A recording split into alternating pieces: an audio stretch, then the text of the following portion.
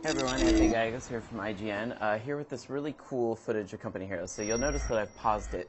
It's because I wanted to sit here and break down some of the cool stuff that you're going to see in this footage and what kind of sets Company Heroes apart as far as real-time strategy games go. So looking at this right here, Company Heroes 2, the thing is that this takes place on the Eastern Front. So you have Russian versus German forces.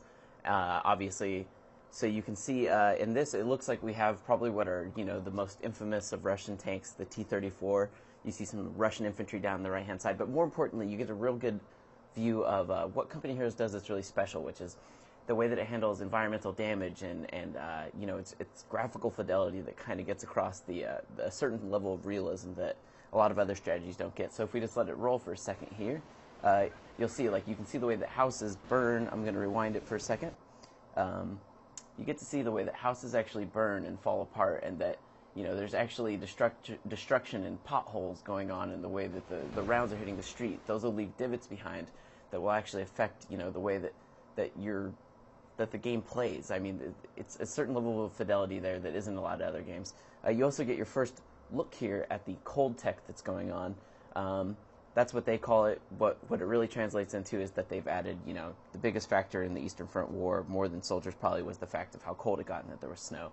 Snow is going to play a huge factor in this. We'll get a better look at that in just a moment. So I'm going to let it roll here. And right here you get to see a couple of other things that are really important to Company Heroes 2. On the right-hand side, you can see these German soldiers, they're manning a position. You have a mortar team there firing off shells at this ice. Now, normally you would see a tank like this coming at infantry with a mortar, and there's a MG42 down in the bottom left, and you would think, okay, what are they going to do? This infantry, they're going to clean up no problem because they're going to get suppressed. Suppression is obviously still a huge factor in Company Heroes. But this tank, there's not much an MG42 or a mortar can do. The mortar might be able to get a lucky strike on it, but in all likelihood, the tank's going to win. But with the cold tech stuff that's going on in Company Heroes 2, you'll notice that they're crossing over a frozen river. Now, all these tanks have a certain weight that they're, the pressure that they're putting down on this river, and a well-placed shot can actually crack that ice and cause them to sink. I think we'll get to see that in just a second, right there. And then just like that, you can lose a tank. It means that there are a lot more traversal points on the map. Like now, instead of there being one crossing point across this river, there's a bunch. You can cross anywhere that the ice is frozen, but it also means that it's a much larger risk-reward factor. Letting it roll right here, we get a good look at the way that Company Heroes 2, just like the first game, handles environmental destruction.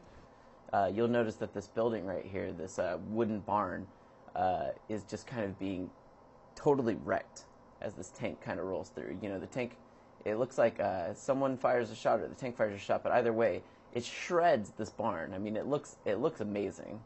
But more importantly, it also means that that building can't be used for cover.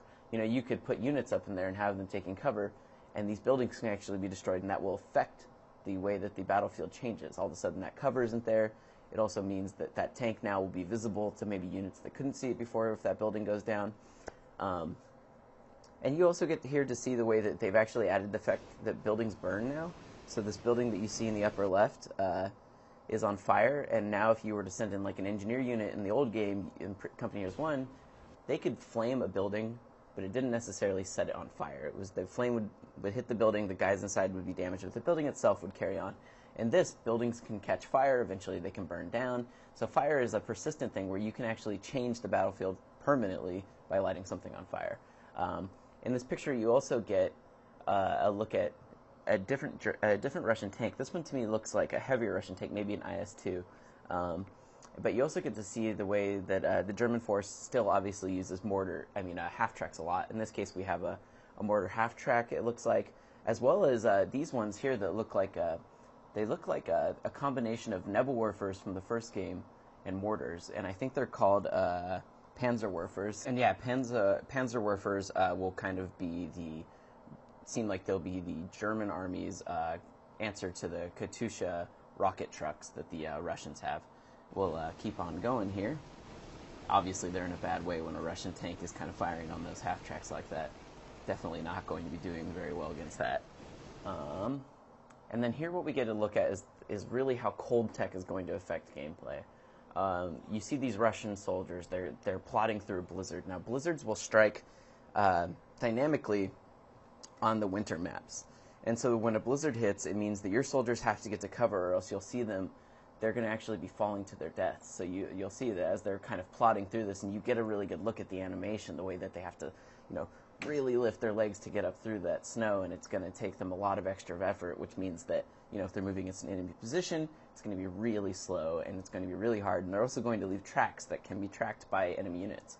But you also get to see there's a guy here that falls to his death, so you can lose whole units unless you get them out of the cold and into cover. Cover will definitely save their lives, as will trucks, armored personnel carriers will actually save them if they're able to get into cover, which will make a huge difference and actually makes them a lot more important on winter maps.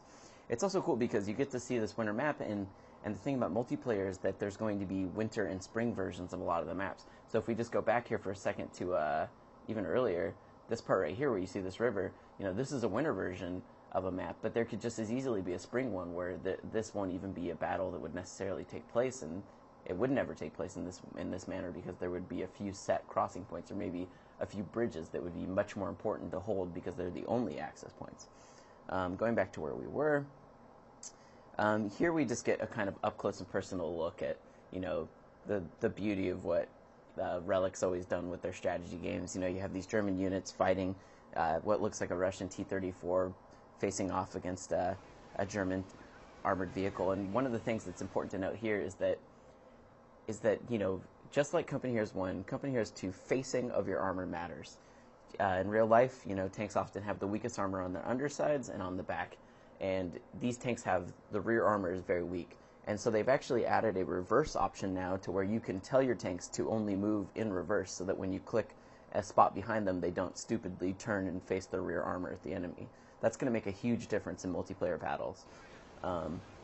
Obviously he's trying to get a flank on this guy to hit him in a more weaker armored spot.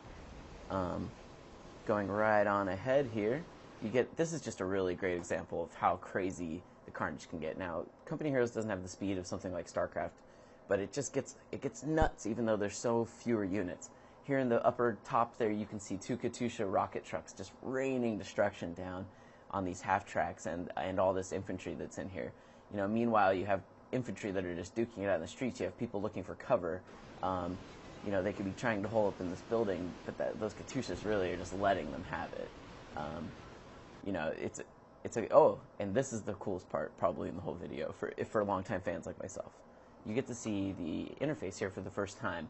We're looking at a squad of engineers here, and you get to notice a few things.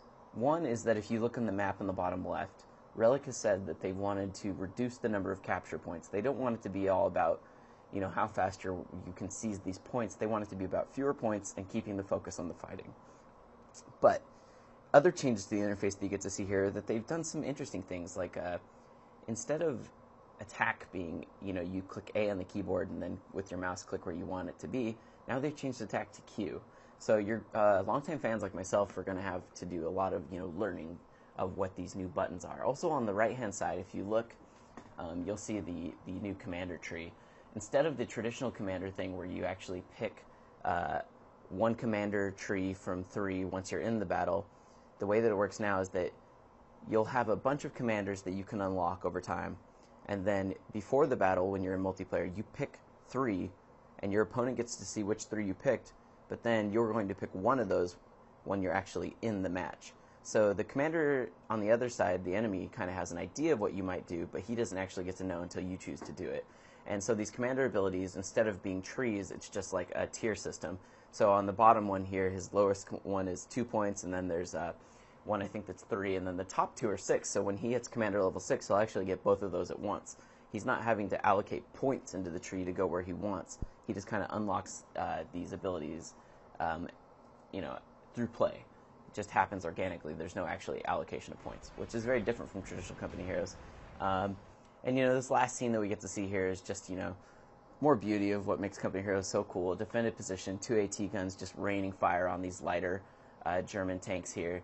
Just really laying waste. You get to see really awesome smoke effects. And it's a daytime map too, so you get to see the way that maps definitely change the way that things play. It's also kind of a good note to say that in multiplayer, you'll be able to choose, in some cases, the certain maps will have years associated with them in the campaign. So based on the year that the map takes place will actually affect the tech that you'll be bringing into battle as well. But yeah, that's kind of a large overview of what kind of makes Company Heroes 2 special and why a lot of us over here at IGN are really looking forward to it. And for a lot more on Company Heroes 2, you should always go to IGN.